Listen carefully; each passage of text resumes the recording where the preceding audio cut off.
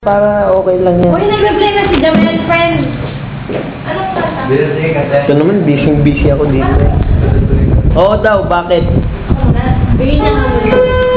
Nasaan ka mo siya?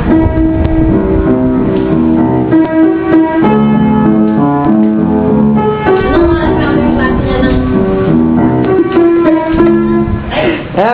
Natag yun eh. Sabi ko, nasan ka? Ay, wali na. Wait.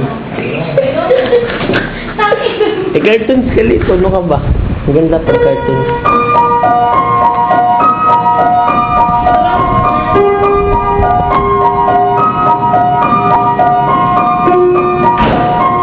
Yun.